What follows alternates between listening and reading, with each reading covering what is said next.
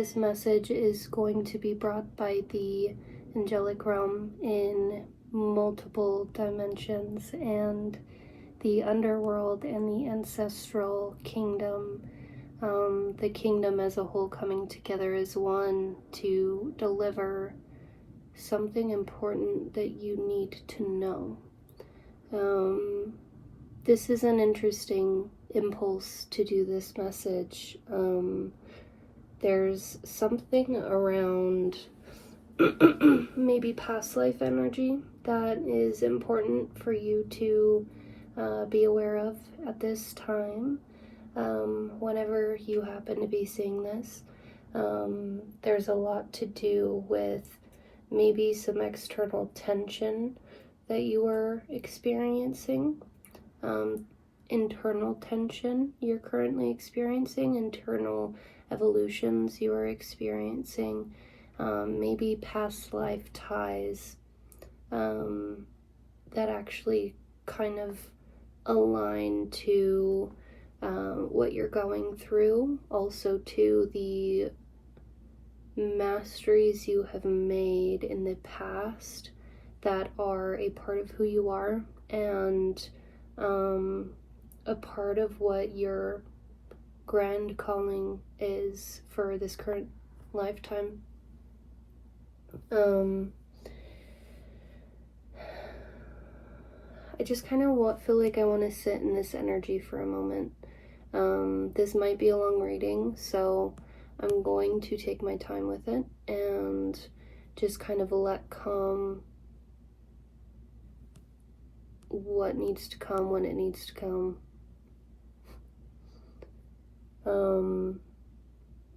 I'm being drawn to my sage here. This sage, I like to make my own bundles. Maybe it's a good sign for you to take on a new creative practice of making your own tools, especially your altar tools. Not saying that the altar tools you may have now are wrong by any means, or negative or whatever for your energy. Just something about amplifying your practice through self-made practicalities, self-made traditions. I'm hearing self-made tools and things. So this current bundle here, it is rosemary, blue sage, and lavender.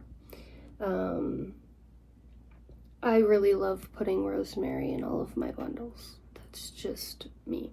But you can make bundles with whatever herbs are calling to you. But something about the creative practice of making something as such and making things with intention, I think is calling to you.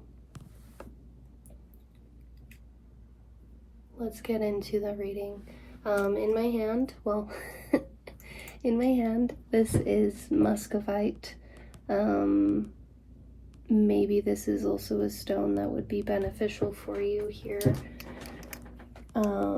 This is red muscovite. I wish I could show you its color better. Muscovite, it is a nice quality form of mica. Mica is more of a flaky, kind of pearlescent, thin layered crystal. Muscovite itself is a stone that benefits you in accessing higher dimensional contact, angelic contact, higher realms within the angelic kingdom. It also too is beneficial for helping you come into self-responsibility, especially when it comes to your intentions in your own life. It is a stone that will support you through learning what you are trying to wield into responsibility for with your life. It's overall one of my most favorite stones and crystals ever, muscovite. Very powerful and beneficial. It has helped me through a lot within this piece particularly. I sleep with this, okay? This stone is kind of just always with me. I sleep with it. I've had it about 2 years now. It's quite lovely, okay? We're gonna get into some writing that came through, some things I heard, saw, experienced, to set in the energy for this reading. There's something in the background stalling. I don't know what it is. I will first say, I know I'm kind of all over the place here, but I was like so in the space, and then like I approached the reading and all of a sudden there was this weird like pullback. I kind of got this pinch in the back of my neck. I lit some sage for the matter, and cleansed myself and reclaimed the space, and then I started hearing some things regarding something about like I was impulsed to say asking the angelics to please show this energy out. Something about an energy just not, someone like popping in and you being like, no, spirit, get this energy out of here.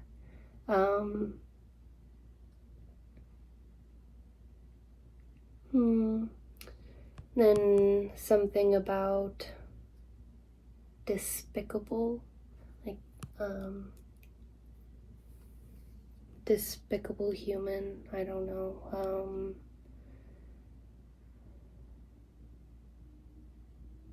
Like from that too, I'm getting like a sense of validity behind it, like despicable human. Anyway, okay, so let's get into this message. Let's go back to what was written down. To start, we had 3 dog barks outside that set the intention right in. 11:11 on the timer. Something about a rose, maybe an orange rose, is what I sort of saw. I also saw a rose being given to a grave, left at headstone.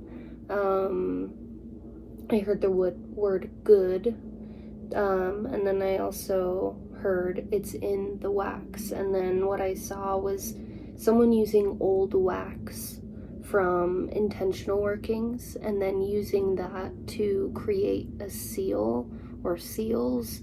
This could be like, what I saw as a seal was like, say this is a seal handle, right? Like where you spread the wax and then like seal something. Maybe something even too, I'm just getting of like maybe making your own seal or having a seal made for yourself. Creating something of your own, whether it be symbolic, sigils, your name, whatever it is, a design, using an intentional design work for a seal for yourself. This could be too like sealing different things like spell jars or anything really. I also heard I will stand guard, and then I got courtship. But what came through was like someone said, I will stand guard, like someone speaking that, and then courtship was just a word that came through. So someone saying like I will stand guard with courtship, maybe too, that's like an energy of like whether you are in or will be in a courtship dynamic that is protectively supportive, it like mutually supportive. I'm getting like the exchange of like standing guard for one another. Maybe that could also be tied to past life instances. That could be past life where, you know, you were maybe in a situation. 13:31 on the timer. a past life situation where you were standing guard for something, right? Trading off standing guard with someone. And then I also heard fly beyond the ceiling. That was a really significant one because what I saw was someone astral projecting. This could be you astral projecting, or you could be called to astral project. Something about flying beyond the ceiling.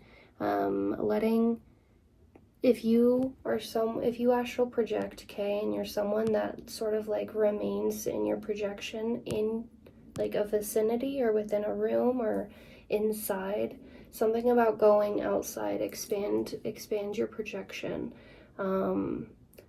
What I personally like to do, this is something that has helped me for many years and has become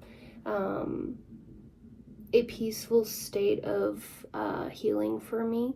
And also too, it's like the ageless practice that always brings me back to myself, especially if I'm ever in, a realm of time where I am very much hands-on and action-oriented for or with others. I'll astral project, and then I will suspend myself into the sky, and I will go just above the maybe first layer of atmosphere or clouds, whatever. Because you know how clouds like have, certain clouds kind of are able to be in their like atmospheric layers. I'll suspend myself, project myself out into the sky, and then I will practice as I'm doing so, like not just like putting myself there, because I mean you can do that if you can do that, but the active movement of rising out of my body and moving beyond the structure I'm in, and being projected into the sky. Maybe you can project yourself out the window if that is more stimulantly functional for you. But then I will just sit in the sky and I'll just hover there, and sometimes look down, at the earth below me, but I will really just use that space and time as an encapsulated bubble of purely my energy for me. And also too, it's not about removing my energy and reclaiming my energy, but it's more to do with being just my energy. Not being within the 5G grids and the machine frequencies and all of the things that kind of get drowned out down here. I like to pull myself out of that and use that time as sort of a space to replenish my energy. I will too often, when I'm in that state, that is often how I will use that state to project further into either other dimensions or into experiences or regressions or stuff like that. It's like it gives me the time and space to clear out the energy that was distracting me, right? And then once I'm ready, I will use that to go where I need to go. So something about that. I felt like I needed to talk about that. Maybe that would benefit someone. Your imagination goes far, as the very strong access to space, however near or far you want to create it. Use that intentionally and wisely. And mind that also comes with rules of protection for yourself through your ventures. But trust that space, and trust that you will be guided by the purest of beings while you are within that dimensional field. Okay. For numbers, we got 252, we got 729, 1010, 757. Maybe those numbers are significant to you, but something within those numbers are there are angelic messages in there. Something about angelic messages being encrypted into these numbers. It's like they want you to solve something within those numbers. You might be really tied to numerology. Maybe not. Maybe you're being called to dip into numerology more, but maybe you're already called to it. If you know numerology, try to interpret those numbers for yourself with a pen and paper, right? Before you Google it, right? The other things I heard was sparks fly, and then I heard the masters fly. Okay. Yeah, and then I also too like a piece of sage ash fell onto the book, and was using it to just kind of like, I was wiping it away, and then I started drawing with it, and then I drew, it was like this infinity, or 8, right? Okay. Let's get into the cards. I am kind of just letting this spontaneously, creatively be happened, or whatever, as it comes.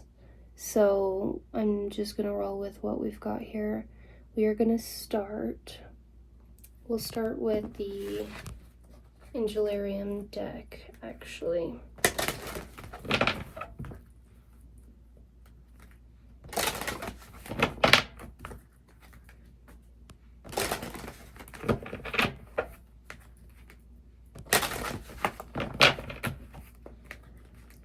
You guys want to touch on a lot of things tonight.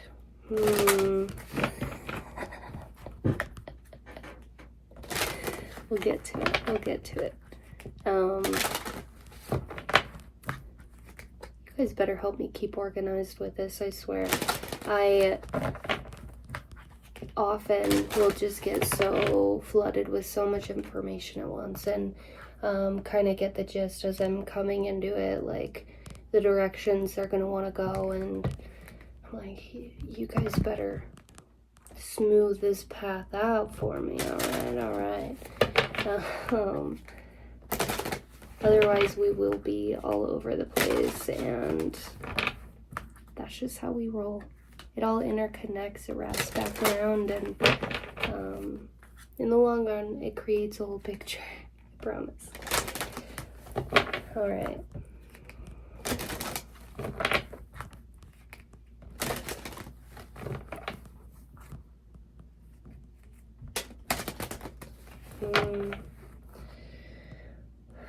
At the bottom of the deck here we have Hosmet, Angel of Annihilation. You may be actually trying to, okay, and then Kushiel, Angel of Punishment below that. First of all, friend, don't punish yourself, okay? Don't punish yourself, but, you know, I think you're productively working on unmaking things out of your life. You can't unmake anything, but you can, in fact, decide to change the things that you have made, right? Yeah, calling the shots on something in your life and deciding that something is worth changing. Maybe it's a perspective, maybe it's habits, maybe it's timelines, maybe that's it. Maybe it's like you were kind of on like a trajectory of a timeline, and you're, you know, rolling towards a timeline, and maybe you've had a big realization. Yeah, 23 on the timer. Big realization that you needed to actually halt the timeline. I'm getting like full stop, you know, a timeline, and because maybe something sparked an epiphany or something, and then it like was kind of like buzzing in the background or like zinging or something in the background, and then like the more and more that you leaned into like what it was, that could all be metaphorical, but whatever it was, you leaned into something a little bit more, and then all of a sudden it like changed, and you're like, ping, you're pitching new dimension, new frequency, and you're like, what the fuck just happened, right? Dreams, maybe something about your dreams is significant. Something about what's working in your dreams. Okay. If you're having like vivid dreams and there's like things that are happening that are like, yeah, that makes sense, and then there's things that are happening that are completely like weird, strange, you know, they want you to pay attention to the things that are working in your dreams. Like, pay more attention to the things that are working in your dreams, because they're trying to like help you, lean you into either a perspective or like a decision making around certain things tied to your dreams, that will create effective work or something in IRL. Yeah. Maybe you've brought more stillness and meditation into your life. Okay.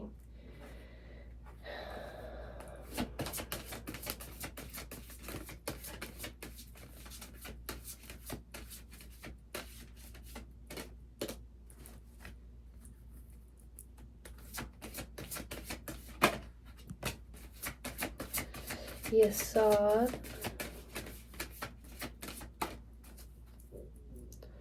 You're like rooting something in. Something is, it's like the roots are growing. You have grown a lot of roots in your life, but something about like a pinnacle point of roots growing, or maybe it's like they've been growing, but the acknowledgement of them growing is like kick-starting a new level of like care. Maybe this is like self-care. Like, you've noticed your roots are actually really efficiently strong, so you're like, oh, ping, okay, I'm gonna take this more seriously for myself, right? Shaligiel, Angel of Snow. Here's the thing about this card. I love the imagery of this card. Is it blurry? It's freaking blurry. The imagery of this card is really significant to, look at all these like ruins, and looks like it was once a thing and it like burnt down, right? Maybe too, it could be even like a grave site, or it could be a sacred site, memorial site, I don't know. But it's snowing, right? And it's desolate and cold and not dead, but dormant. And then here's Shaligiel, this light bringer to these dense, dormant spaces. Something is being reawakened, something is sparking. Sparks fly, we got, right? Yeah, sparks fly. The masters will fly.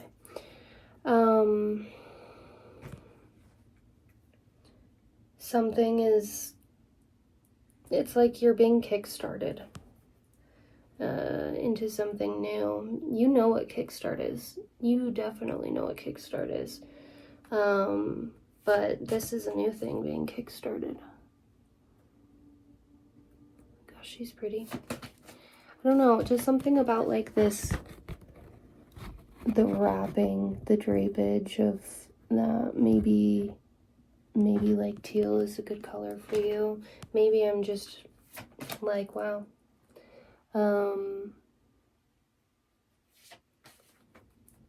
It's different, I don't know.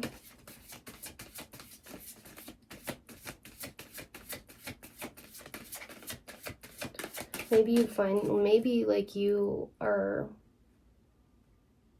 because I just recognize more about this card for some reason, right? And we do that in life. We do, like, we will have things or know things, and then like all of a sudden we'll have moments where we recognize something so much deeper in it, or have a moment of just like more pure observation of noticing things you didn't notice before.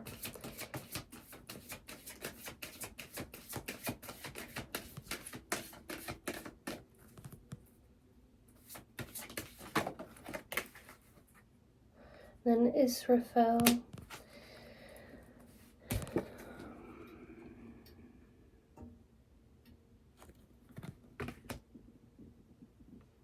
I just heard like the last song too, or like something about, because this is Israfel, Angel of Song, and then I heard like the last song, and then this is all about taking the time to say no, done, cut, removed. You've decided something, to cut something out. It's like, nope. It wasn't helping you grow. You notice your growth, something, sparks started flying, you cut something out. Or that like made you realize, yeah, nope, done. You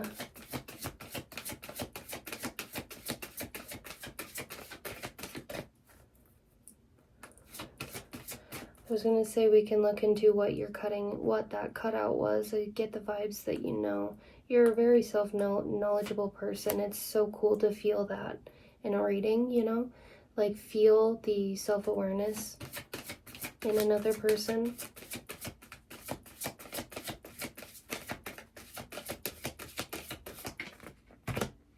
Montreal Angel of Rain.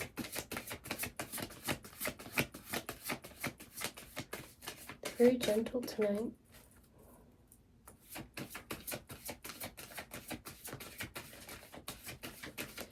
Yeah, it's time to cleanse. It's time to regenerate yourself. Really, you know, reclaiming, repurifying, calling back your sustainability. Jessid.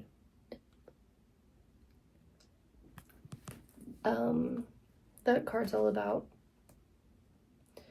really being in your sense of giving.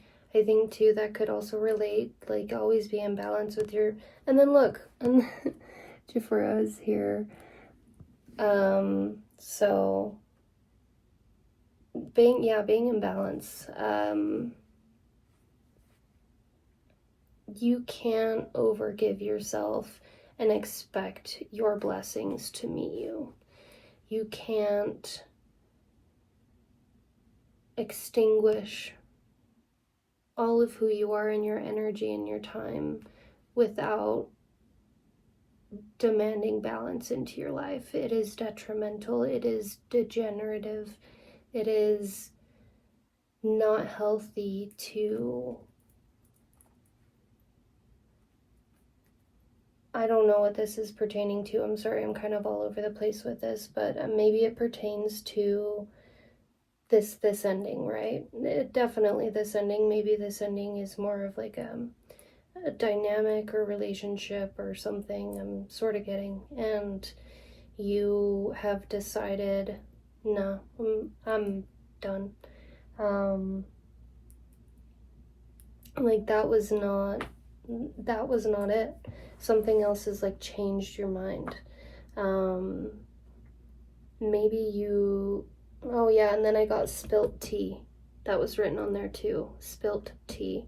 Maybe you got some tea on something, or maybe something popped up. Maybe you finally spilt some tea and someone told you maybe how unhealthy that might sound, or how unhealthy that might be for you, or how unhealthy that is for you, or being supportive through the idea. 33:22 on the timer.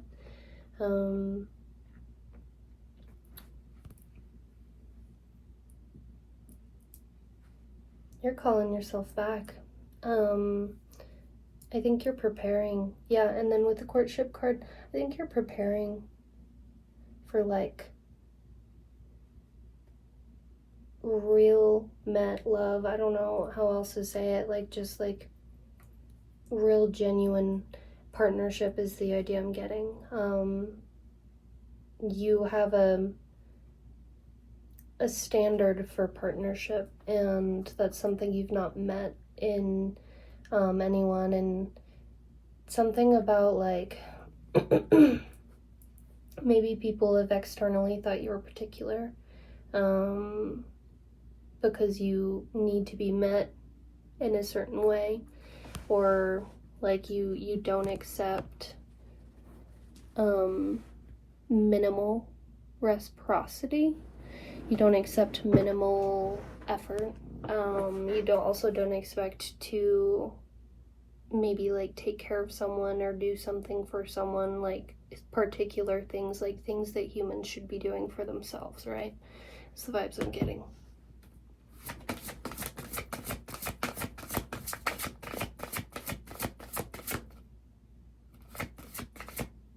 I'm hearing the cards like echo through my room right now.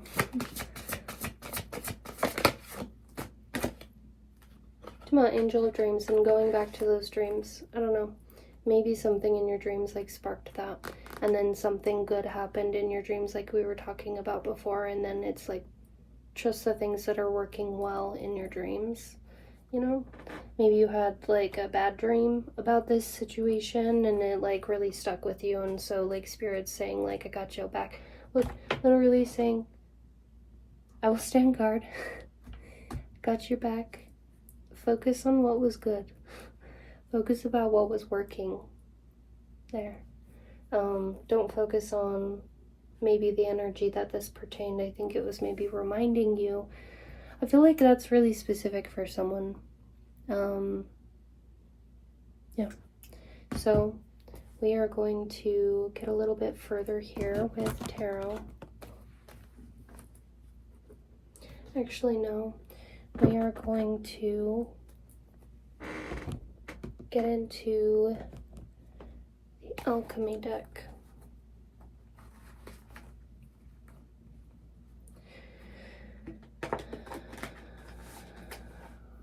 Then we have Bana here.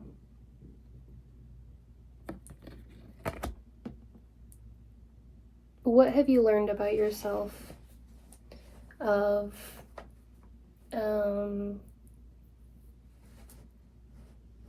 what's the word? What have you learned about yourself in your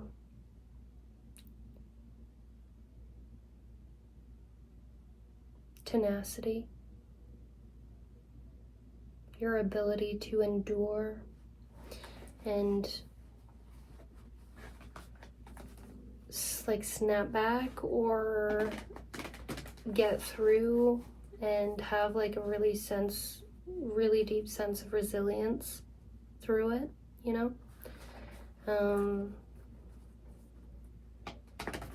We have the oil of vitriol at the bottom of the deck here.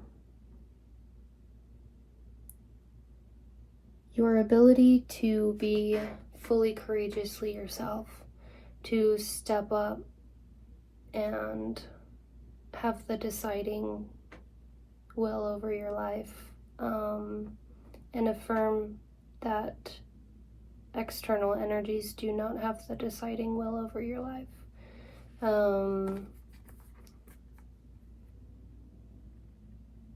You tell yourself what to do. Nobody tells you what to do, and the people who you actually like let tell you what to do are people that you like highly respect, right? Choosing your crowd of who you choose to give you advice.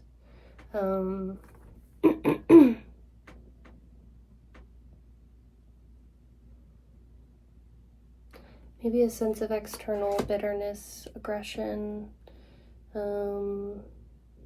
attempt of infiltration, maybe I'm getting invasion of your privacy or energy.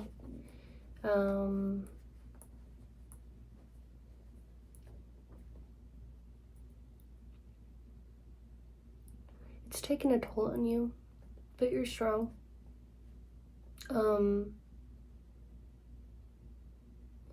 You defeated maybe a lot of self-lessons you needed to learn through this experience, whatever this experience is that you've put to an end. You've become very self-aware and very self-accountable, learned a lot of things about yourself you didn't know prior. And there's a lot about it that you're grateful. I'm getting the vibes that you're grateful. Or maybe you're like starting to attune to gratitude, or you will, right? Something about this is significant for you to be like grateful for, though. Maybe it's okay, and that's where the past life stuff's gonna come in, all right? This is tying to a level of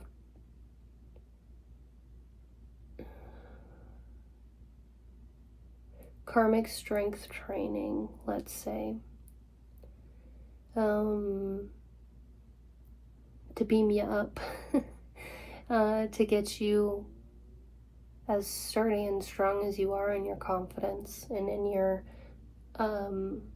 sovereignty, in your independence, in your will, in your affirmative self-belief. It built you, and I think that a certain level of bitterness, of, angst, of external ferocity towards your sense of self-power and decisive self-power has like come for you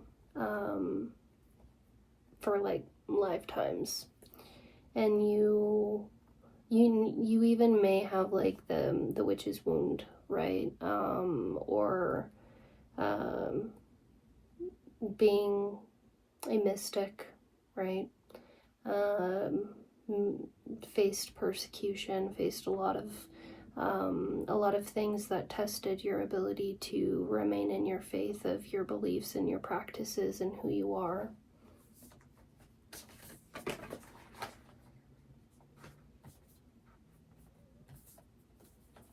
Yeah, we have the Sun and Jupiter.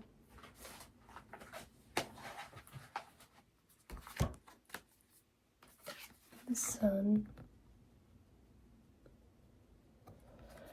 Jupiter. You have learned so much about your godhood, okay? Guess what? Today we're going to tell you more, and we're already almost an hour into this reading. No, I realized I let it sit and record for a minute till I felt it was right to pop on in here and say, hey.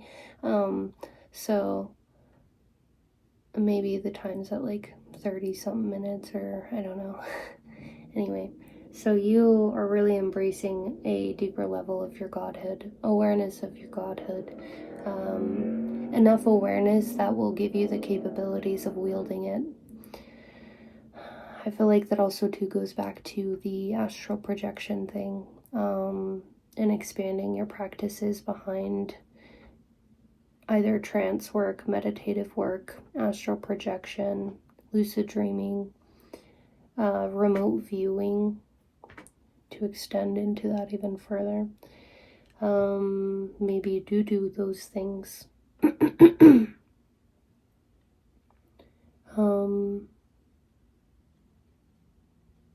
I'm really proud of you. I'm just going to take a moment to say how proud I am of you.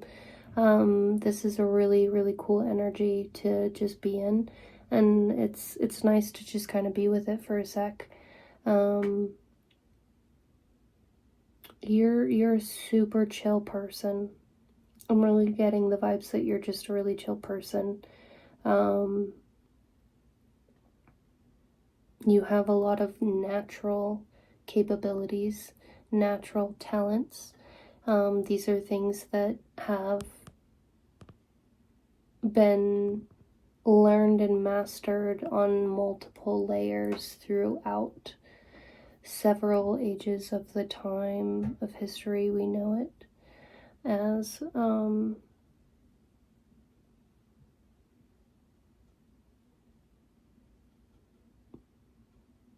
And I'm getting to the vibe that your soul just is like, it's so excited to just like keep coming back. Maybe you don't feel that way anymore. I don't know. Maybe you're like, okay, guys, we're checking out there.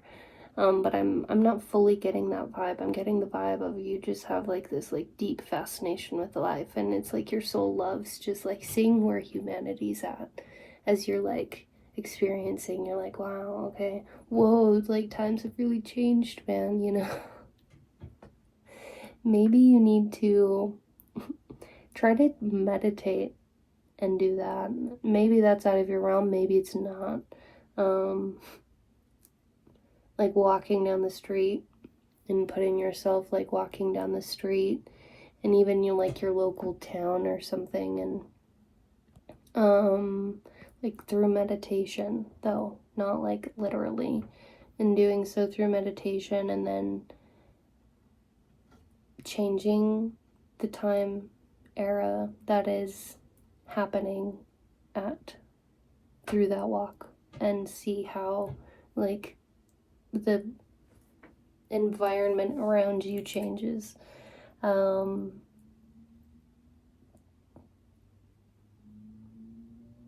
I giving you homework? I hope this reading's resonating with you. If you're someone who doesn't really like to take advice or these kinds of things, I hope I caught you in here.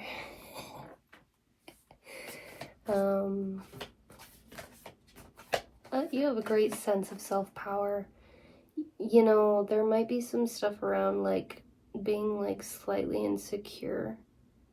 And not even like insecure, it's like old self-sabotage wounds is all it really is that are still dormant. Maybe it's stuck in your like bodily fascia. Because it was something like you getting the vibes like you maybe have been put down a lot in your life, and that like really being stuck in your fascia.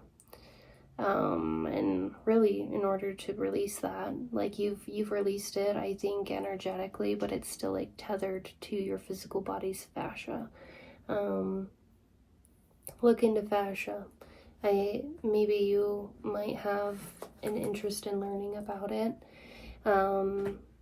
It's a connected tissue, basically network, webbing network of like nerves, basically, that run along your muscles. And I recently actually had a massage. We're just going to talk about this for a minute. I feel like we're going to be here for a while, and it feels chill, so we're rolling with it. I recently had a massage. I also work at a massage school. I don't know if I should say that on the internet. Personal life stuff. The massage I had with this therapist, she's super into fascia, and I exchanged with her a lot of just like cool, informative conversations, you know, between us throughout her scholastic practice. And then when she's now like graduated, and I had a massage with her, and I wanted her to focus on fascia because we've talked a lot about fascia, and she was working on my fascia adhesions, and we were talking about its spiritual connections, and I just had this feeling of like, is fascia what anchors the spirit like to the body, right?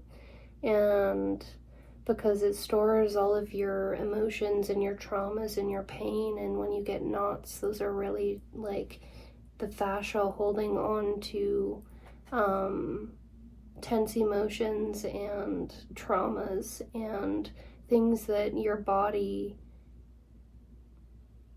like really holds on to. And it works alongside like soul fragmentation, if you know what that is. I'm getting the vibes that you do, okay? I just am. but it works alongside soul fragmentation. And so when you're going through like soul reclamants, doing fascia work and, you know, tending to releasing it from your body as well is a really big thing. Something about too maybe deepening your understanding of somatic resonance, and like somatic viewing. This is interesting. Okay, we're gonna get into some like psychic advisory too, I guess, your abilities.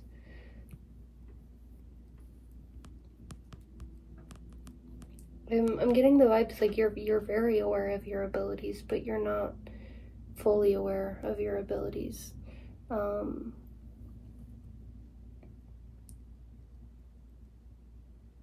was I saying before that? Somatic lensing, that's what it's called. Somatic lensing. Maybe too, like Reiki is really big as well. But I'm getting more called to somatic lensing. Somatic lensing is being able to use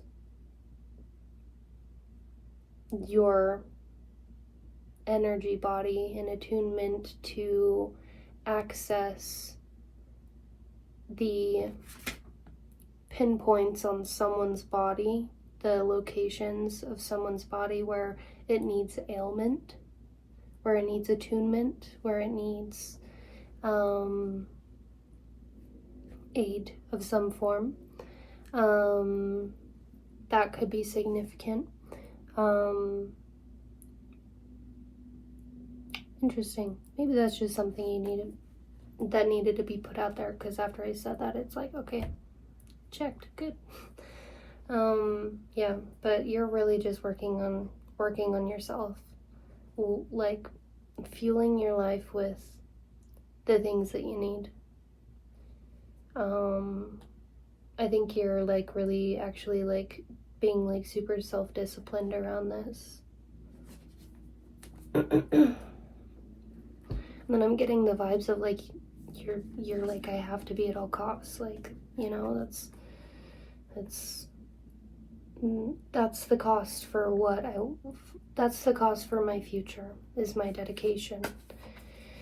And it's time to invest.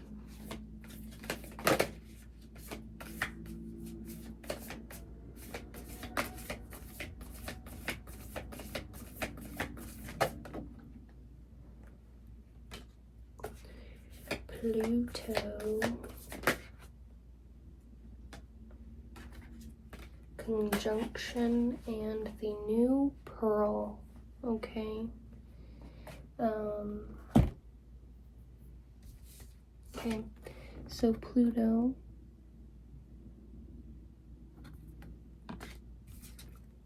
conjunction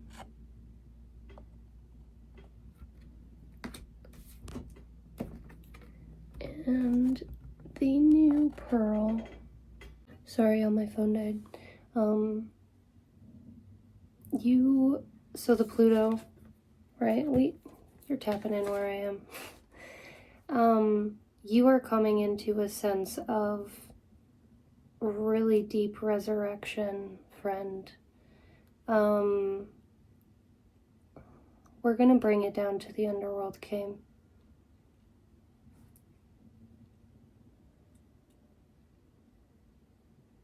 Setting it in.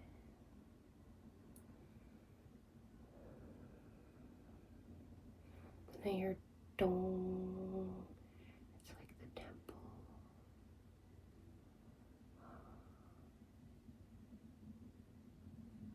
Welcome, friend. This is a really big energy, Kim. I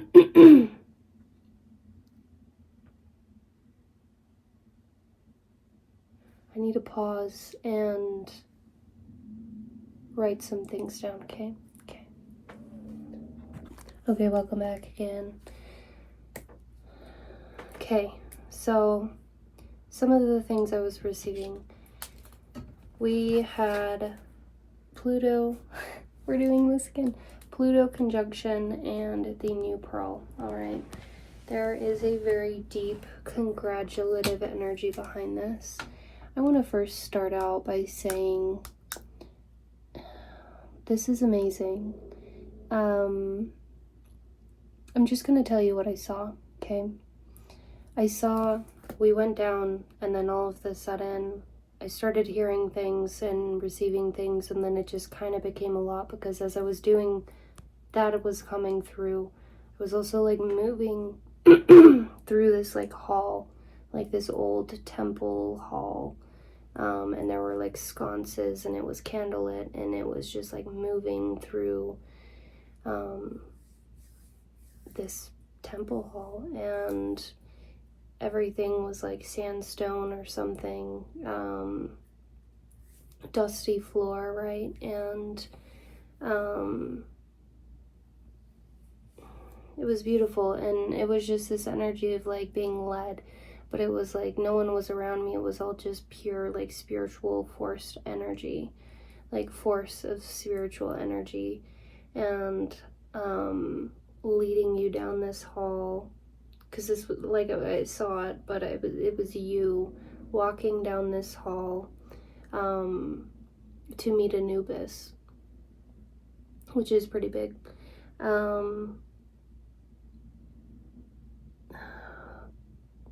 The first thing I got was Dionysian to Venusian. You really have yet to fully understand the depths of honor, the spiritual realm.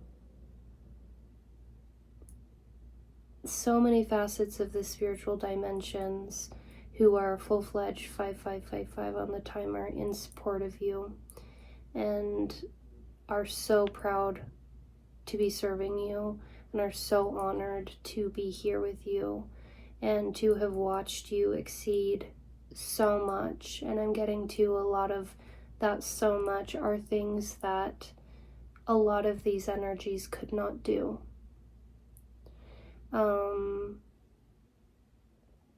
You decided to take the path. You decided to take the path where they really feared becoming what could come out of it. A big thing with this Pluto energy is the depth of power that you are choosing to wield and honor, the depth of power that you just are, and honing into it and choosing to wield it intentionally. Being able to hold such power and energy and capability is massive, and I don't know if you fully know the depth of that yet. I'm getting the vibes of like you've come a long way to be where you're at now, but maybe something about still being young, or still being like in youth, in a sense of what you are going to meet and experience and become and do in your lifetime. Maybe there's a sense where you sort of feel burnt out or stagnant, or, you know, looking for a seed of inspiration or something. But you have changed so much, and the Dionysian to Venusian is all about, you know, you went from maybe like you really had, you know, a phase in your life where you were maybe self-destructive or more destructive, or just not intentional, or, you know, I also got Temple of Sorrow, and then also to no regrets. So I think that ties into it, going into how, like, oh, and then I also heard proclaim your kingdom. Okay, so I'm just going to touch on all of those at once. It's time to proclaim your kingdom. and you are proclaiming your kingdom, but this is the key that they're offering you. They're sending you to Anubis to proclaim your kingdom.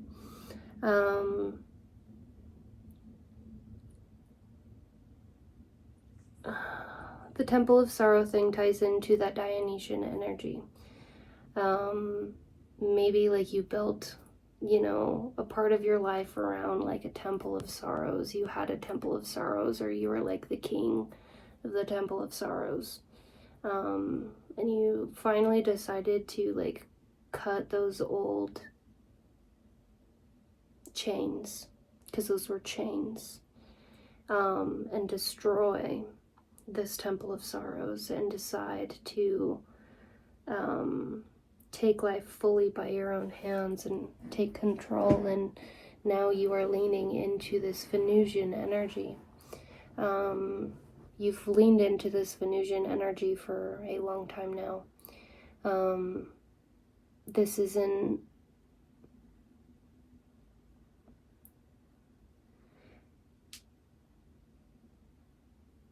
your depth of this Venusian energy is still, it's born, but it's still growing. It's still growing up. It hasn't met its maturity. You know this. But again, that's to say, get ready.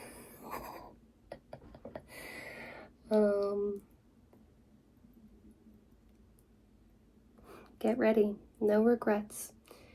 Don't hold the past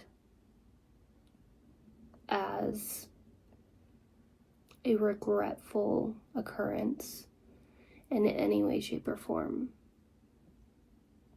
Maybe you're a non-regretful person, but maybe there are things that, maybe I think you're trying to be less regretful as a person. And there are things that you still are, slightly regretting. But you're catching yourself and you're deciding to like burn down this Temple of Sorrow as a ceremonial release and really define your life meaningful and something you're eternally grateful for. I'm getting maybe going back to that old energy that you're releasing to was like, and I'm not getting as a specific person, I'm getting like a conglomeration of seeing your Temple of Sorrows reside in all of these other people, and seeing that made you not want to reside there anymore. Maybe like these people I'm getting the vibes you've moved through like eras of people and have, moved away from them, like you have evolved or like outgrown them, I'm getting. And these people reflected to you why you didn't want to be there anymore. And maybe that's where the regret's stemming, is the time you think you may have wasted through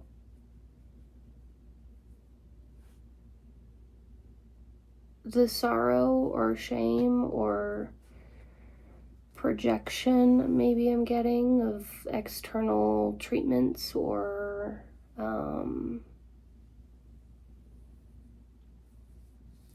just like blaming the self problems as anything outside of the self. I think you've faced too many people at this point who do that have really got you to realize for yourself, like, no, that's not it. It's all decided upon the self. It all comes from the self. It's like seeing that the things you hate in your reality come, they stem from somewhere subconsciously in yourself.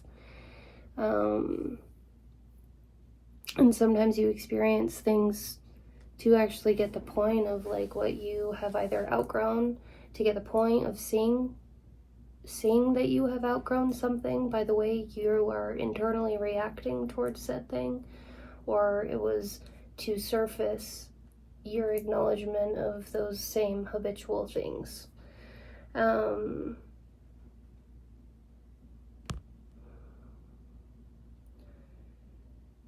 There was a lot of Egyptian type of connection with this sort of energy I'm getting.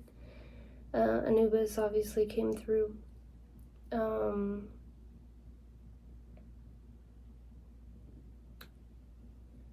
I'm going to show you something, or at least read to you a channeled thing that I had gotten from Anubis, and I try to do like channel drawing and writing, stuff like that, design work. You can't really see it because it's like dark gray on black, okay, so it's just like a bunch of writing and stuff. But it's also too, we have an Anubis dog there. So it says, consciousness is a code correcting system. Consciousness is a code correcting system that lives through all. Trust in what is being realigned and trust the probability that you will get either a 0 or a 1. May the code be your guide. Your consciousness remembers ancient equations that we and you left behind.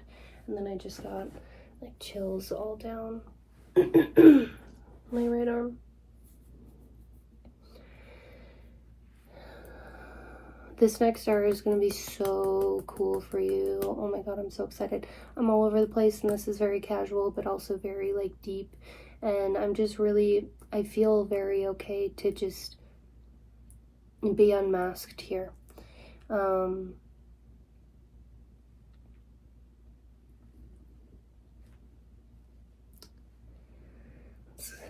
go back into it.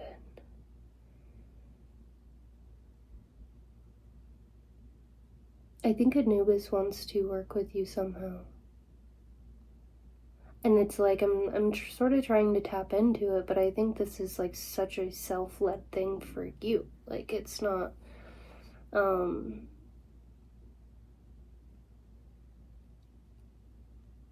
my own personal workings with Anubis. I guess that's what I'm maybe going, yeah, I'm being pushed into that. My own personal workings with Anubis has been extremely liberating. He has really helped me decide how to finalize the resting state for things in my life.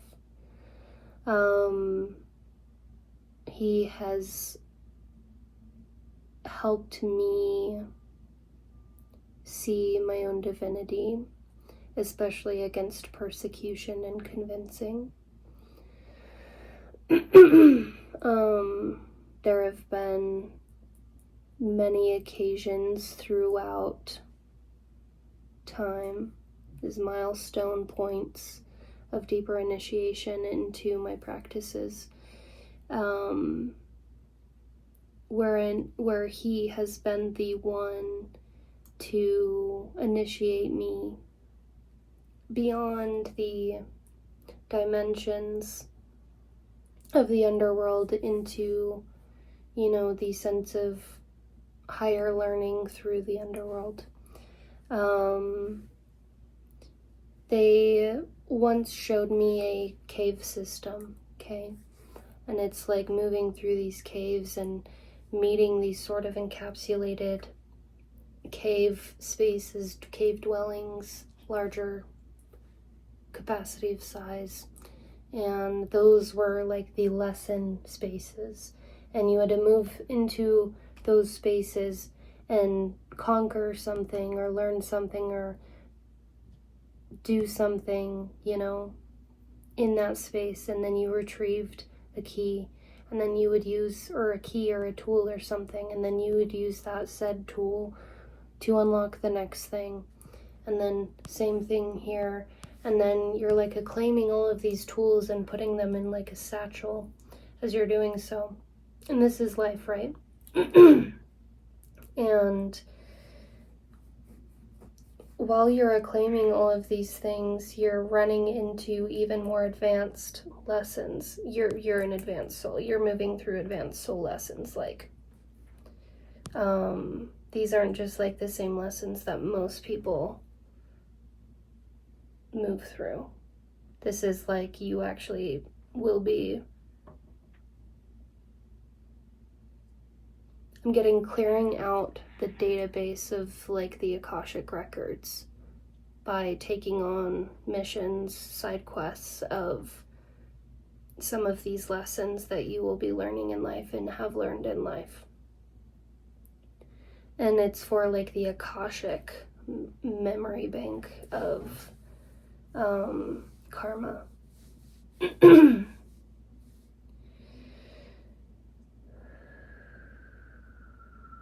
You are a vessel that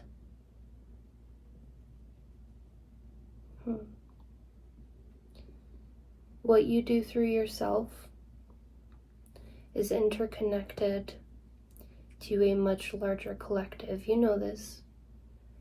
But the decisions you make influence the decisions of the whole. That's your magnetism. I think you are actually like contracted to be here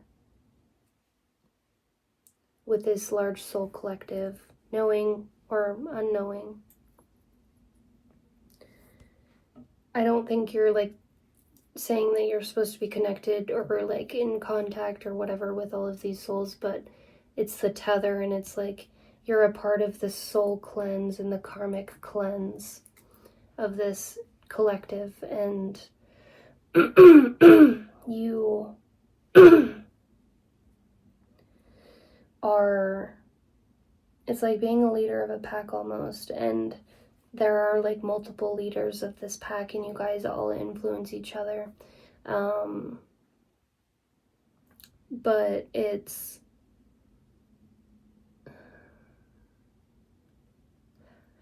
for a second that was me digressing, because I was like, are you afraid of taking on this much responsibility? And then I got this vibe of you're like, no, like I'm here for it, right? It's a big responsibility, and I think your spirits are being like, this is a big responsibility that we're giving to you, and that's because we trust you with it. You need to take that deeper. I don't think people have been so nice to you in your life, to a point where maybe compliments, you don't actually let them fully sit into you. You're afraid of it having an agenda or an ultimatum or something, like strings attached or something. Like it's, you need to take that deeper. You're being given this responsibility spiritually because you are spiritually trusted with it.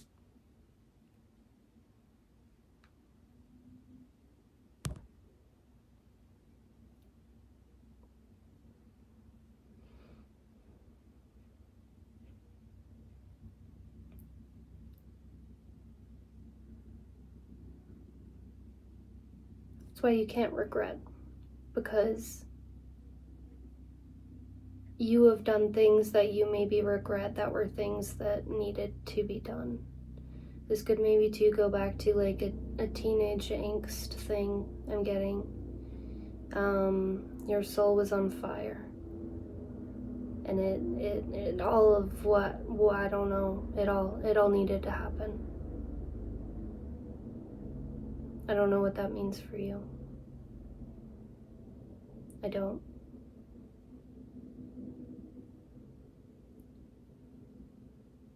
Maybe you burnt down other people's temples of sorrow.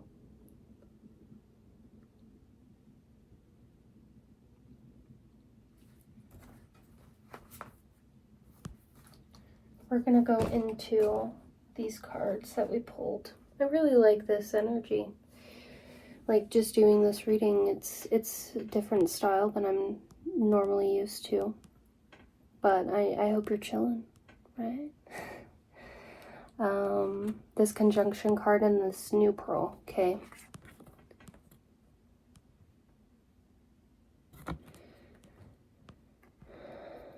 You're here on a dual mission. I think you're learning to accept that. Or you have learned to accept that. It's going to be deepening more so.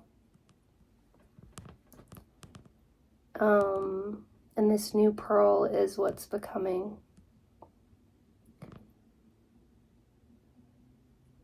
The sense of purity that you are. Maybe you're afraid of your purity in certain ways.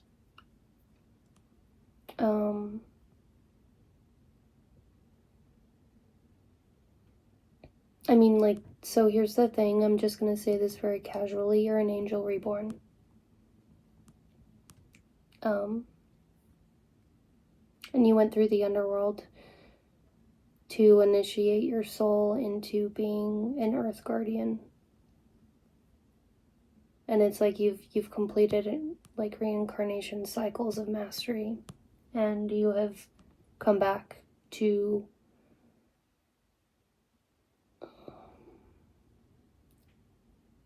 redo so, but it's not a redoing. It's a new doing. It's a new pearl, because this is a new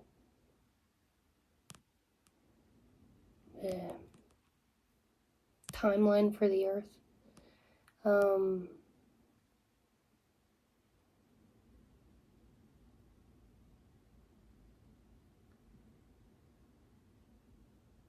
You're here to be a walking ascended master. You are a walking ascended master, but I don't think you fully clocked that yet.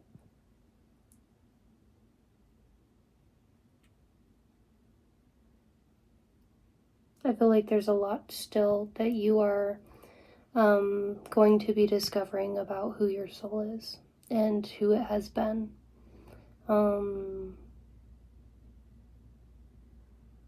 Where it has been, what it's seen, what it's experienced.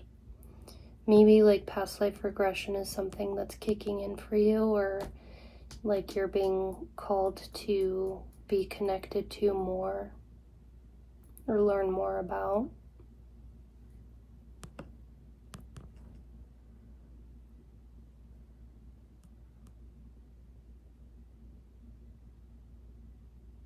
I don't know, I'm just sort of getting the vibes of like you've maybe touched the surface of that a little bit, but you really haven't dived in yet.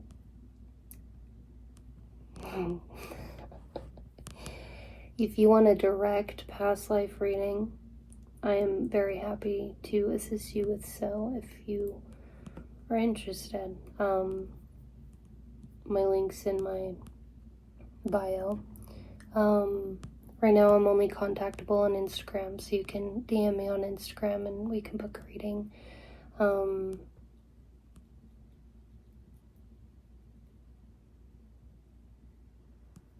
Here, I'll just say it too, or you can email me if Instagram's not your thing. kaleidoscopictendencies@gmail.com.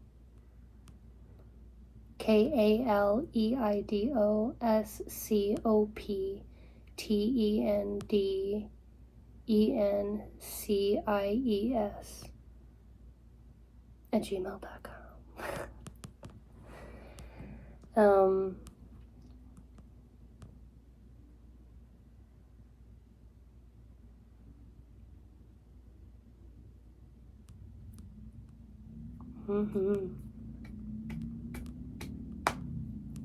You're merging a lot of power and energy, like dualistic power and energy.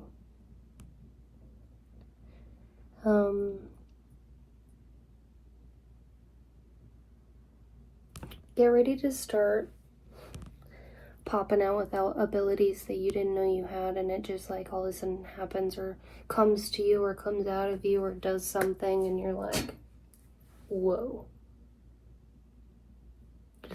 did I just do that?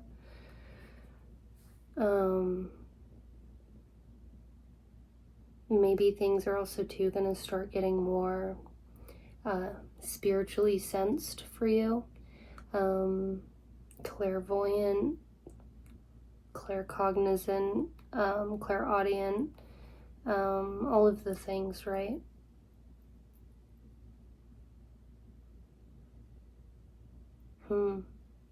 Yeah, because you function in a lot of your clairs. I think you're still coming online with a lot of your clairs, but I think you're like sort of meant to wield like all of the clairs. Well, the baseline clairs. You, of course, can explore. I think there's like creative freedom you have spiritually. A right to creative spiritual freedom. Something about fire.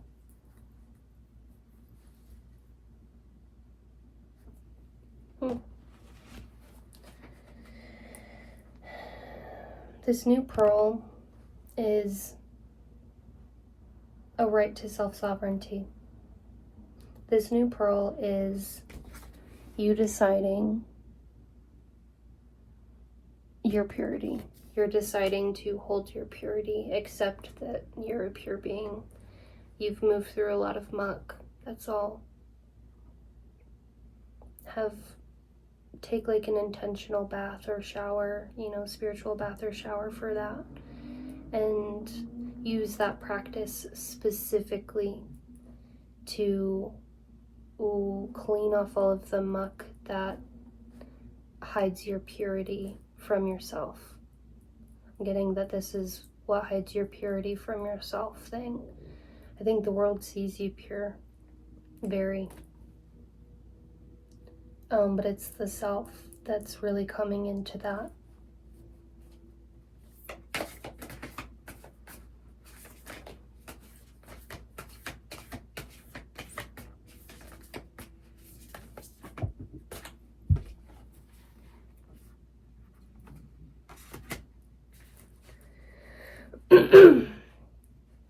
You're coming into your creative energy. Like you are really coming into the creative, like purity is an energy that can be wielded, and like so much can be, and anything can, like any form of energy could be essentially used as creative energy if you wanted it to.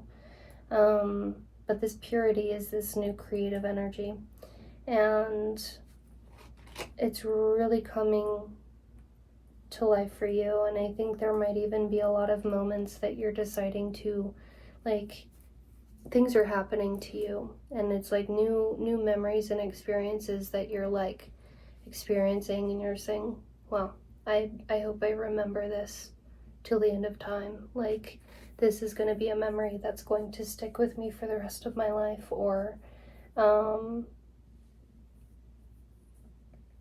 you just want to like preserve it, preserve all of the positive things that are happening for you. There's going to be a lot of forward experiences for you that are going to be so divine. You're going to feel divinity radiating through these experiences, and you'll feel the divine's presence, and those are going to be the things that you're going to be like, oh, I need to preserve this. And even for myself, I want to say I'm so honored to be reading for you. I don't know what this calling was, but it was just kind of like I knew it was going to involve some sort of like timeless depth and a lot of like profound magic. And I personally feel like throughout this whole reading, I have just been preserving this feeling. Preserving like the depth of honor that is just like throughout this whole energy.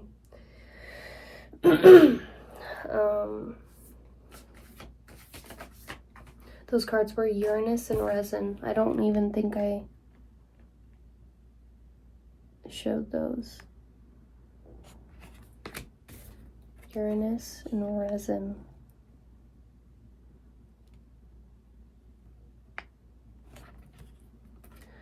Okay, and then I just got that you your body's preserved somewhere. An old body of yours is preserved somewhere. You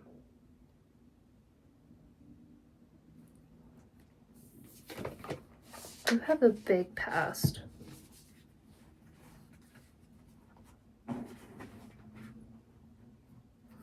The Earth's Heart.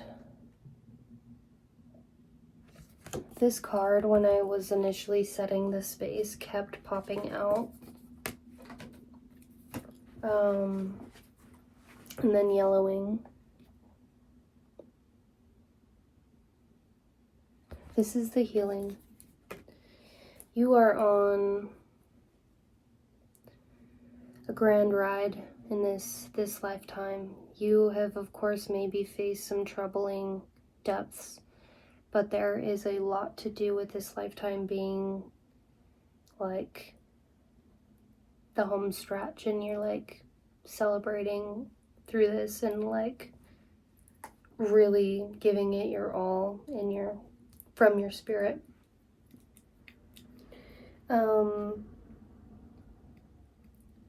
The yellowing is the yellowing of the bruise, the healing that is occurring. Something's faint. It's still,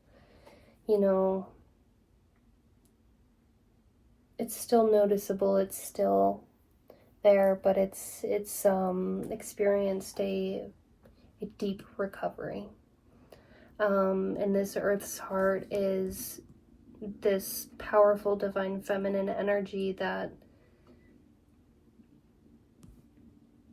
it's Gaia, she's here gratifying you for the efforts you've made towards healing so much divine femininity within yourself.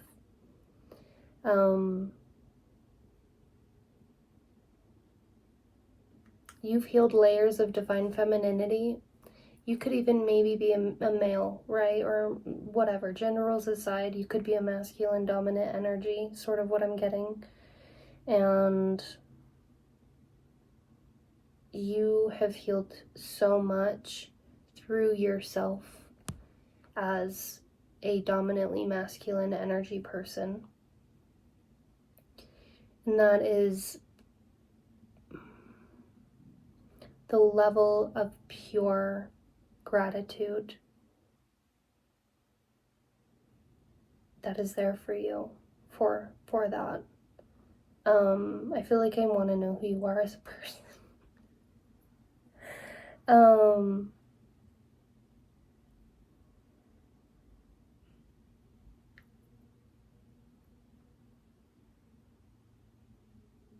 There's like this grand goddess energy coming through that's just like so, it's like the goddess of goddesses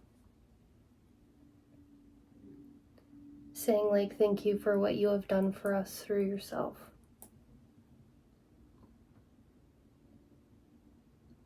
I don't think you are full in depth of knowing how much that's going to do for the world.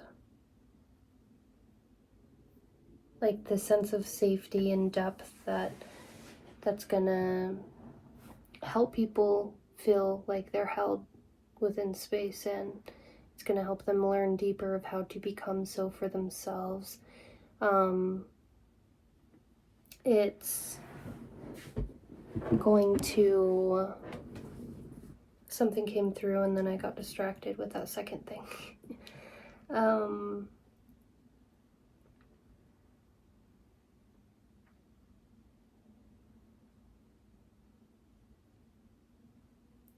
it's like it's going to like awaken, activate soul codes within people's literal DNA and help them come back into the life of their femininity again.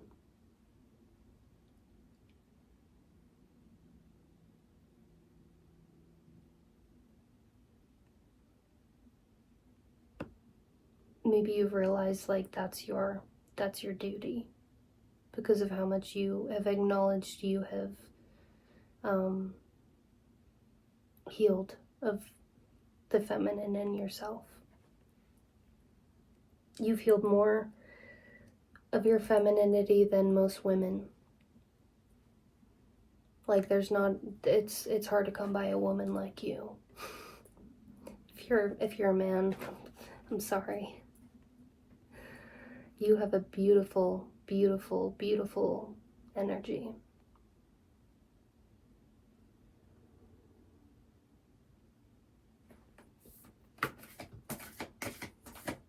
I'm in awe. Thank you for just letting me be in awe. I just looked over at my muscovite too, and then I heard garnet. And it kind of like is a similar color to garnet. Maybe garnet would be really helpful for you. Maybe you have some garnet, but if you don't, I highly recommend getting some garnet. I'm already getting the vibes that you work with Hecate, so I recommend sort of having Hecate help you with like activating a garnet for a specific intentions of like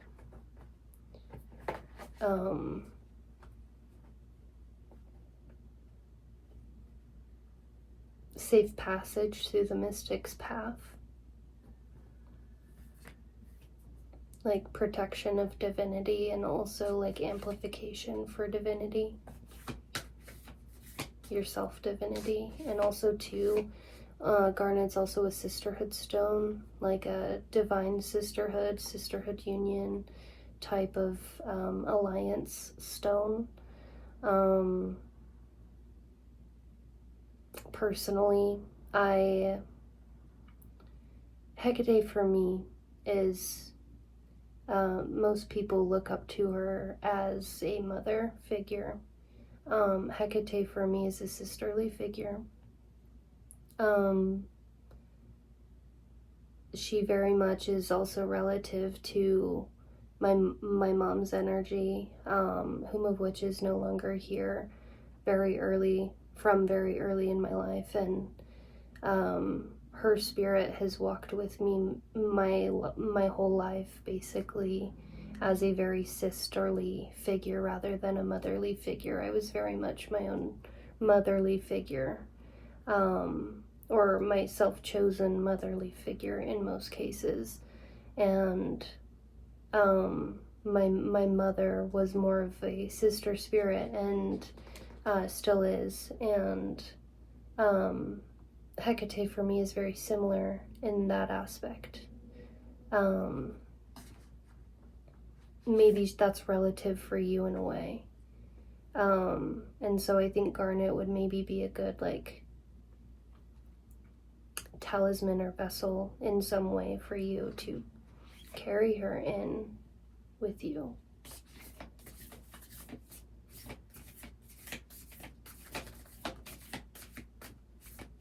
And I know like garnet might not be directly be Hecate's stone, but it's just like relative in the energy. I'm getting, I personally resonate with the association of garnet with Hecate. It just feels right for me. Don't obviously rule off of my personal experience or opinion. But I got you. Fog.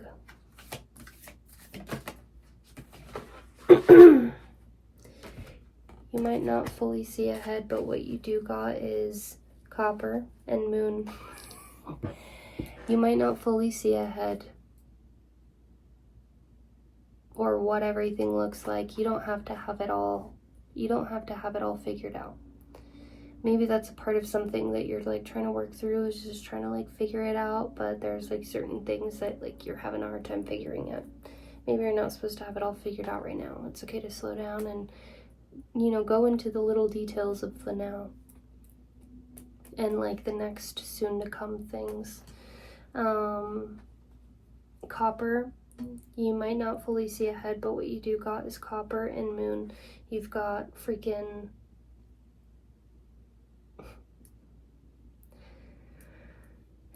like circulating power. It's generating.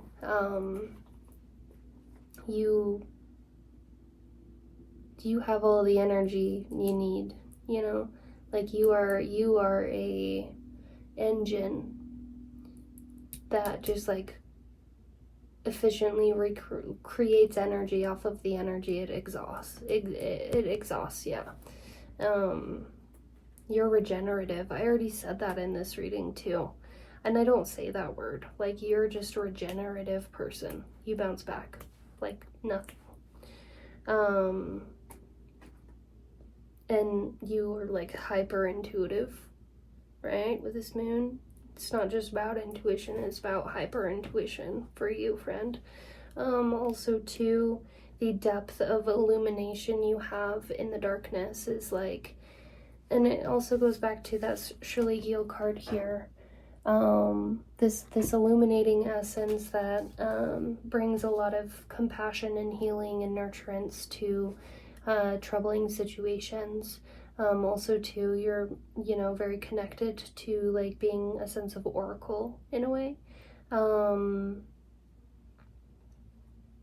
diviner, like you bridge the gap and bring the light through layers and layers of dimensions back to people where they need it, and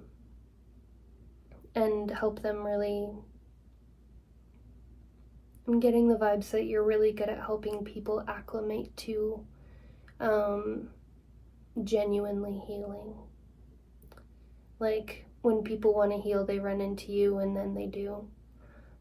It's like you are something that helps people take things seriously.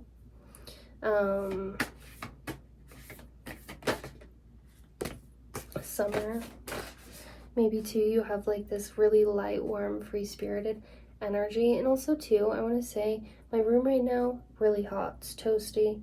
It's freaking warm. I've got candles all over the place right now.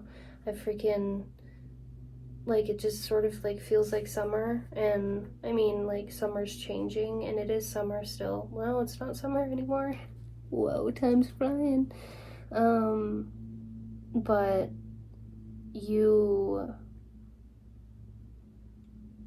I'm just getting like it's the energy of the summer that's just like kind of who you are, you know, very chill, very easygoing, spontaneous, fun, personable, like approachable, perhaps.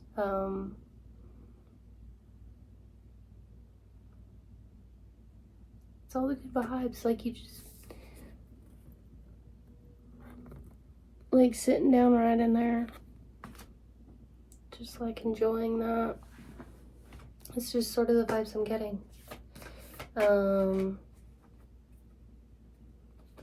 You bring that to people. You bring this like casual, comfortable, like just warm energy, acceptance, you know. It's like it's acceptance. You bring this acceptance to people. You help people just simply accept what is and what isn't, and it's very just chill, you know. You help people like really let that sit into their body, or maybe like they've been trying and then they like have a conversation with you, and you like, you know, like if they're going through something, you're kind of there and like help them. You're like, okay. They find a level of acceptance when all of a sudden you come to the mic and give them fancy oracle work, and then they're like, okay, it's time. It's time to heal. It's time to effectively heal. Time to take it seriously. But in like the most like casual, accepting way. Like it feels right because everything just like unlocks. You make things unlock for people.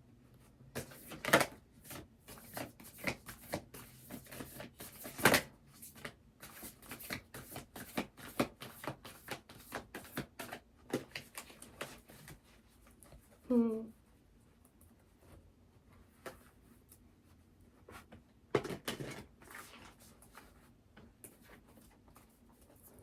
alchemical wedding at the bottom of the deck.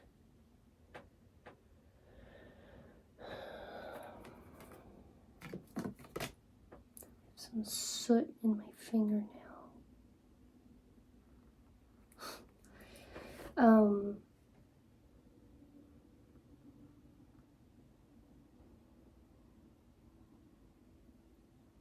Okay. I just heard, like, get ready to meet the love of your life, and it's you. Like, this alchemical wedding, so alchemical weddings are when you are really being adjoined with divine timing and it's being met. Like, the timelines have collapsed into themselves and it's all, you know, really become and alchemized and manifested, and then you walk into it, and that's the wedding. Like, the experience of something truly divine that was meant for you, meant to happen, is like occurring. There is a really big internal union that is calibrating. You're a well-attuned inner union person already, okay? But this is big. This is like on a very like initiation level, spiritual attunement level. Like, you're gonna want to like have a full like self ritual that might even last for days for this initiation, this next level of initiation for you, whatever that looks like for you. You know, I'm not going to give you advice towards your practice. I don't do that unless it's just like little things, you know, like practical things.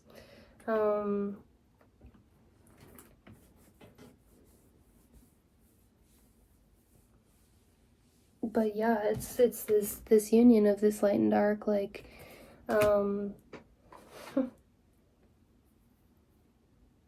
like angel and demon energy, maybe. I'm just sort of getting like this multifaceted dual nature that is from the underworld, just it is an angel. It's like you're also too like, so that you can clock this, I don't know, this is just sort of my own experience. I've experienced a lot of like angelic energy in the underworld, and oftentimes they're the ones like leading me.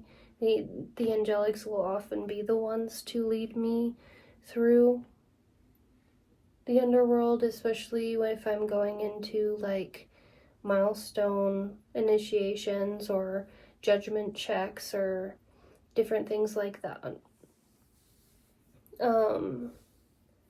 They're the ones who console me and lead me into that space or support me, whatever it is.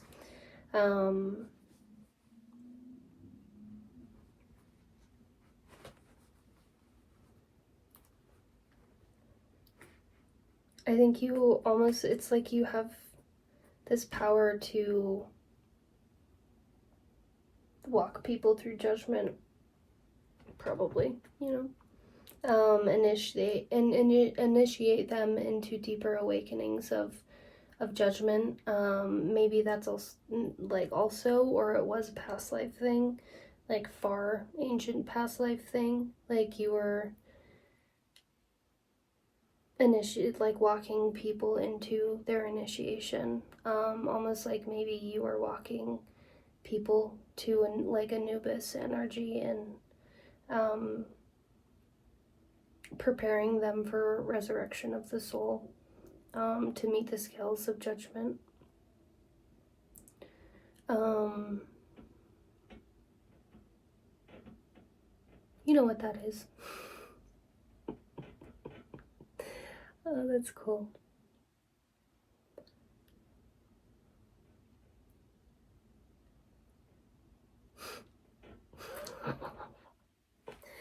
It's like, there's a lot to say, and like, we've been chatting, friend, but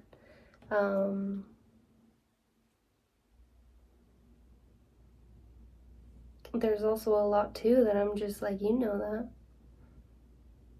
And then I say it, right? But like, there's just like so much, you know. I'm like trying to find, I'm getting the vibes like you want to like hear what you don't already know. You're not looking for confirmation, you're looking for deeper depths that you haven't experienced before. You're like, maybe you're a person who doesn't really like watch readings or something because like it's repetition, or it's stuff you already know, or like you're like, yeah, okay, old news, know that. And you're looking for like deep depths. And maybe that's why I'm like so called to like really get into this energy.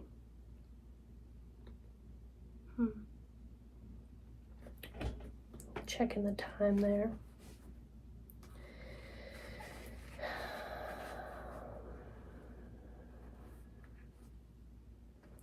Maybe too, going back to like the self-marriage thing.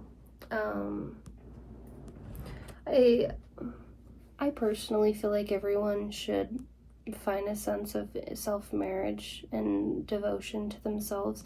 I'm personally a person who actively makes vows to myself all the time. But this is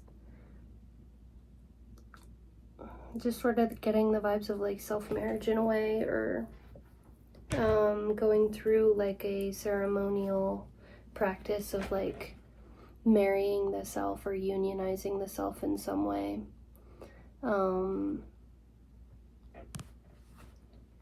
Maybe too, that's sort of like what you've come into is like getting to a point where you're marrying yourself either first or just indefinitely, right? I mean, this isn't a love reading, but like, I'm not getting the vibes that you're closed off to love, like genuine love, or like you want partnership. I very much get the vibes you want partnership, but you're not seeking it out. There might be times where you'll crave it, but you're not like seeking it out. This marriage right now is about you. Something too about like you knowing that that will actually like attract someone who will like match that for themselves, right?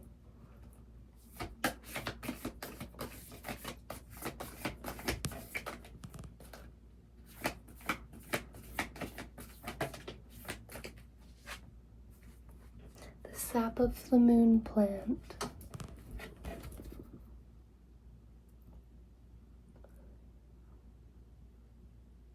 Perhaps Hecate will actually...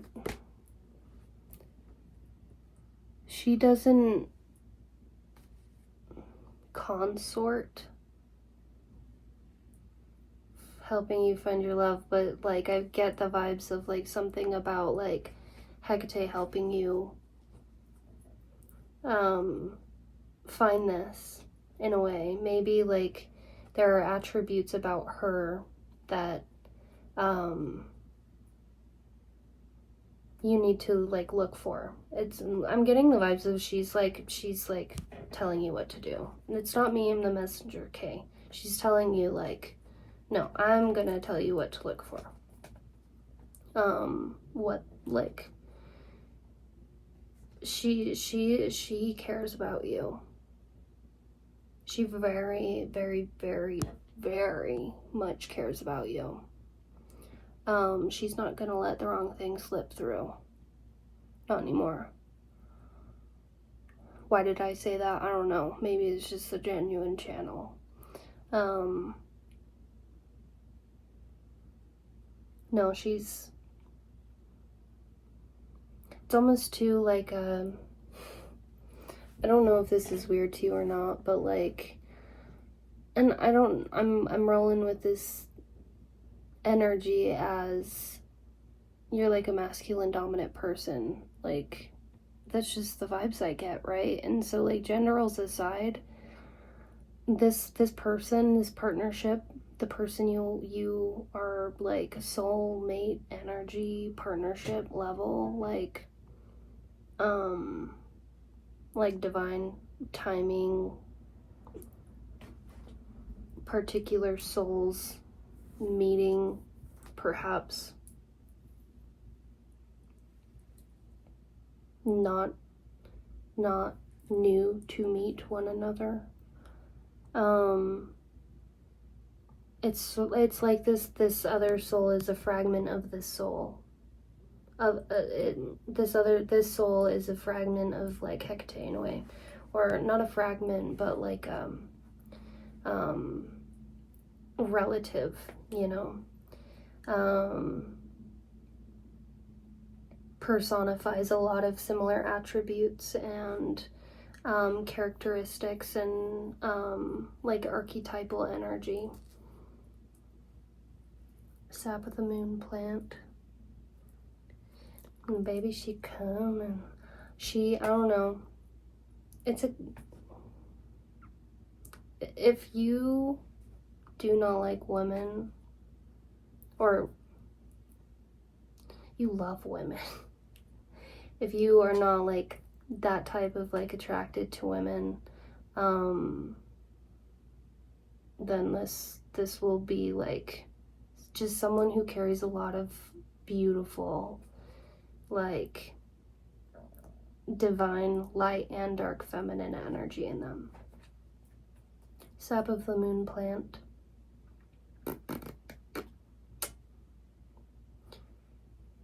We're gonna read the guidebook for this because I think that there's a really cool message that correlates to maybe something you're going through that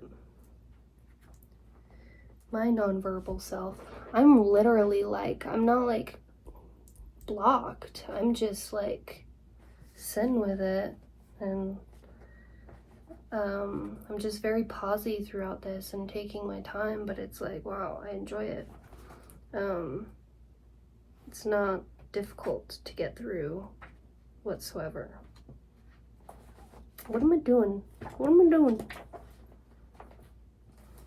Jay.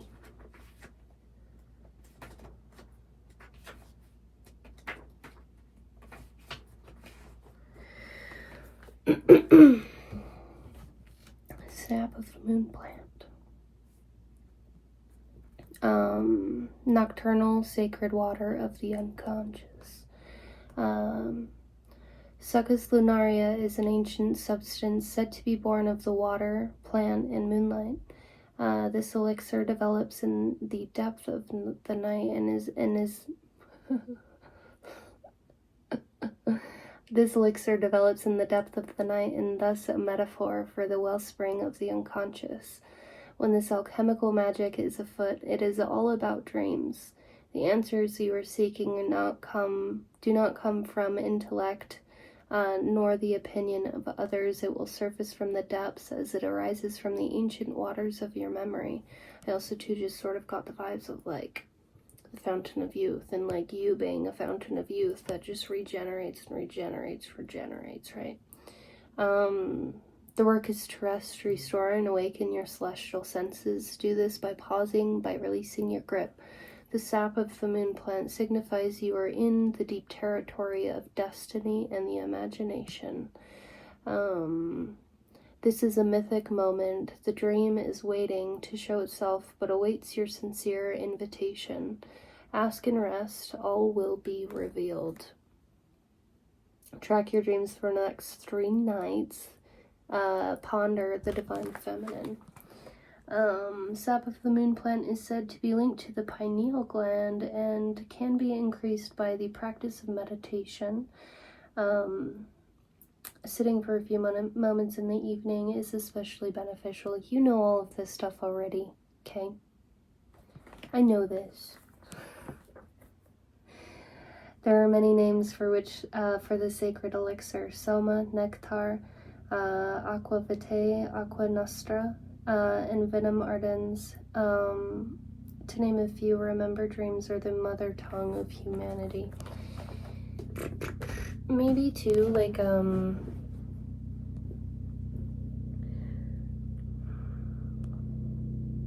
don't think this is Hecate coming through, but something about like deepening your dream work.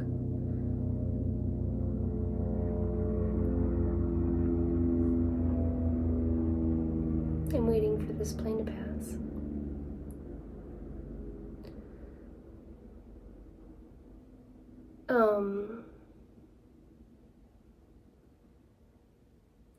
Either you work with hysteria, or you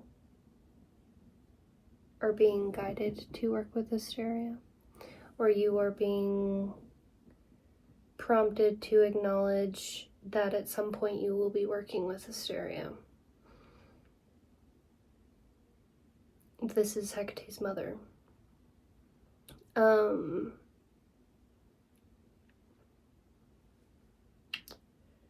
Your dream state. I'm just sort of getting the vibes of like you're not fully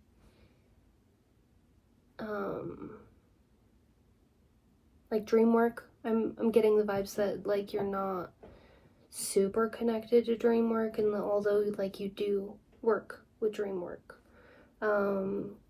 and you get information through your dreams, and you're very intuitive and good at probably even interpreting dreams or your own dreams or whatever. But dream work is going to come to life for you, and it will be with the help of hysteria. Sorry to get so factual on you, but well, maybe too, like, nocturnal energy is your vibe, right? It is for me. I get it. Coming to life in the nighttime.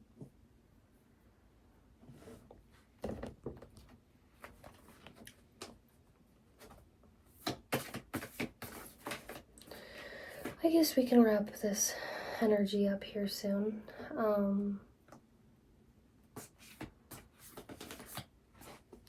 I hope that this hits you as profoundly as it hit me.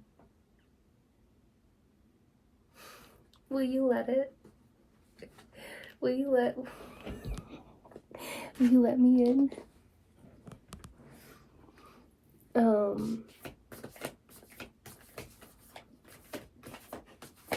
I get it.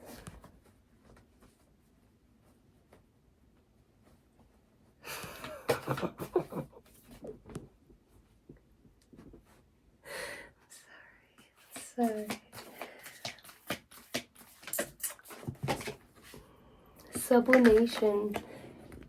Arise above, man. Fly.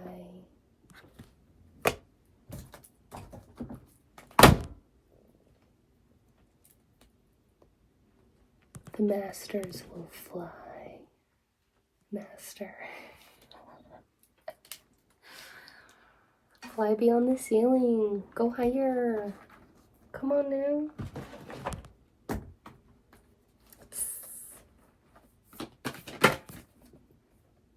Darkening. Oh, hang on. Drowned King and calcification in reverse.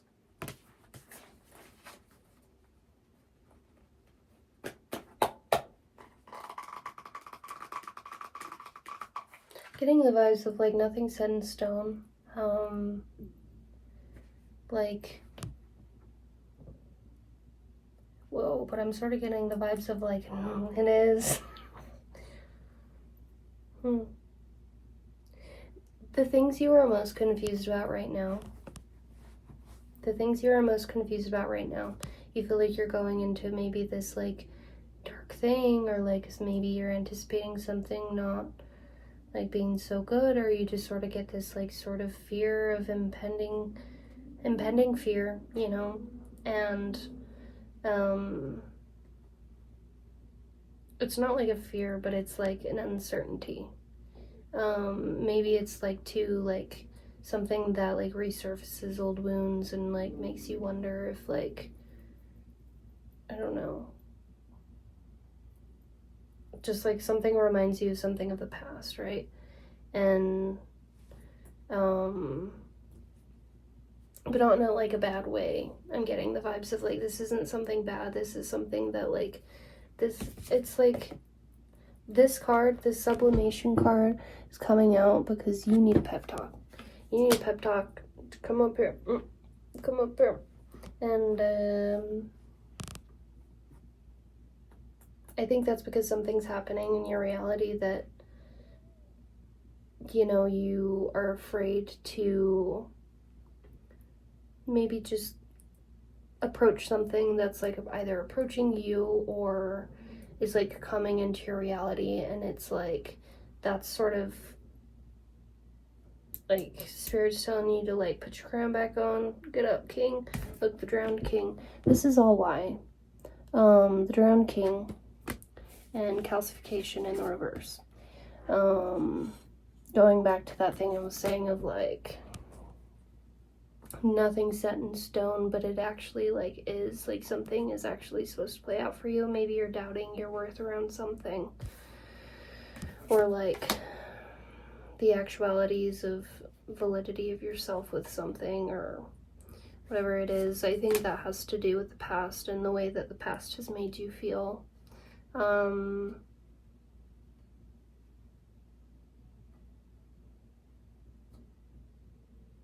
Remind yourself that those situations were not yours. You know, I know you know what I mean, because you know what situations I'm talking about, maybe.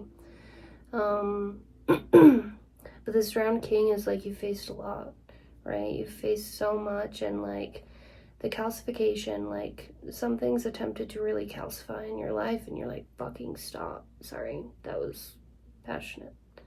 That's just vibes.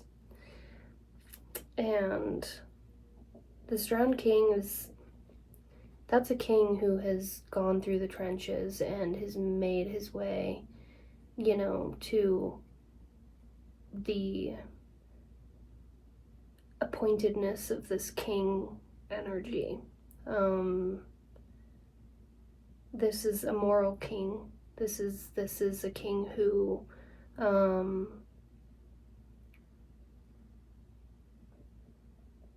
basically was like not self-elected into this kingship.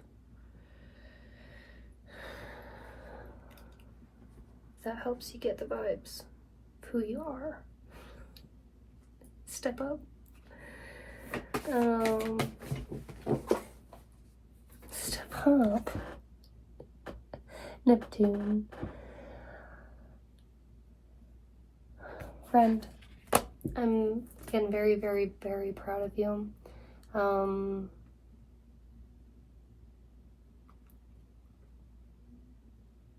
Give all of your encouragement that you give the external world, because that's all I'm hearing, is this encouragement that you talk people up, you encourage them, you know, help them really understand the depth of their value and why they need to do things that show honorance to it. Same to you. Take all of that, like, and that's kind of why I'm left with no words, because you're a very like worded person, and like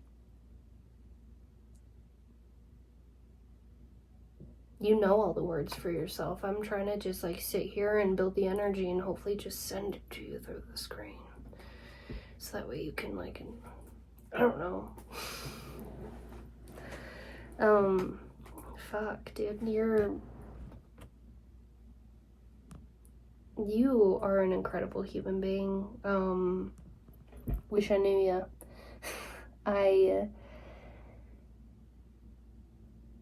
I'm humble to be sitting in this energy and to be reading for this. One more card. One more card.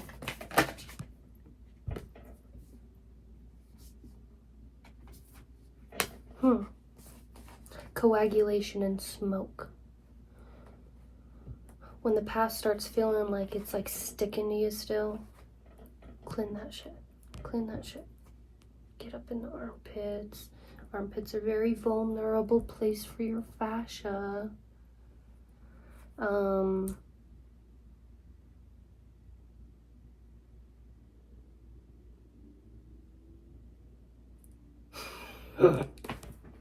Yeah.